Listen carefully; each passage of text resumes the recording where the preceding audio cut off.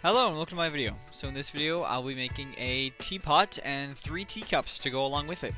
So this is actually for another project for my Ceramics 2 class, and this project was based off of another artist. So what we had to do for this project was we had pretty much creative freedom, like complete freedom, to do whatever we wanted, but it had to relate back to one artist that we were inspired by to make the piece. And so I chose Fong Chu, which is if you've never heard of him, he's a teapot maker. He makes very cool miniature teapots, and he actually overfires his glaze, and it makes like this really melty glaze texture on the surface, which is really cool.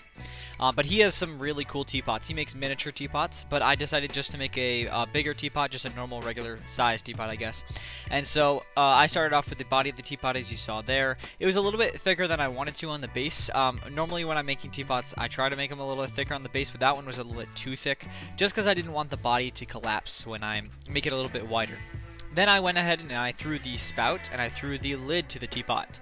This was actually not that hard. The spouts are the hardest part to throw on the wheel, or the hardest things to throw on the wheel for me. But this one actually, it worked pretty well. I just made a very small cylinder and then pushed it in, coned it in, and I had my spout.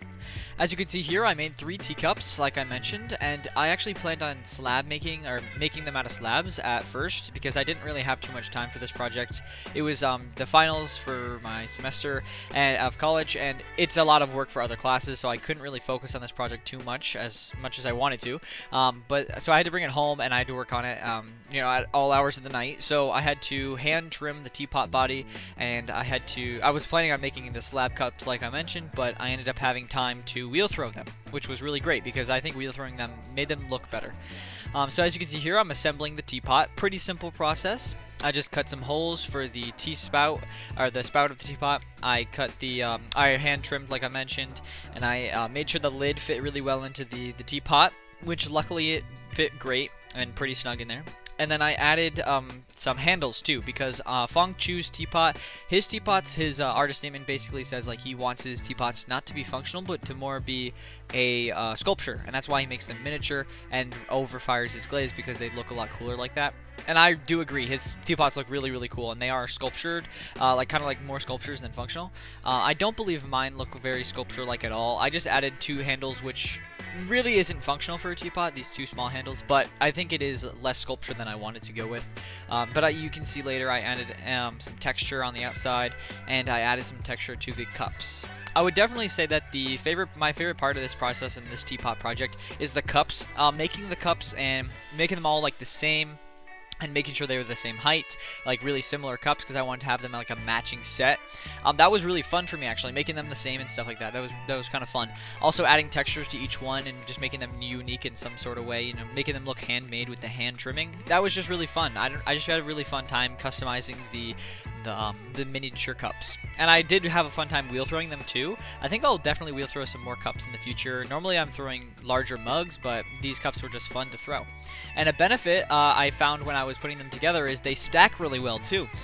One of them had a smaller foot, and I put them on top of the other one. I was like, wait a minute, this stacks pretty well. So the cups do stack, which is really cool, and they go really well with the teapot.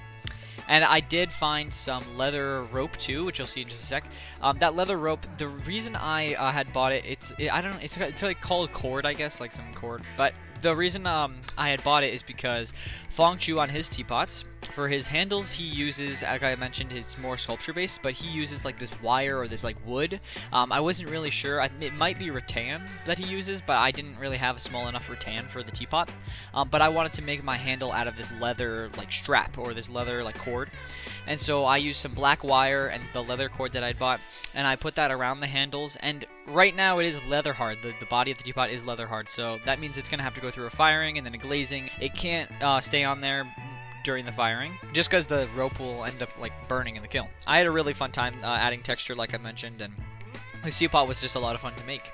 It was one of the better ceramics, just like a great way to close off the end of the year for my Ceramics 2 class.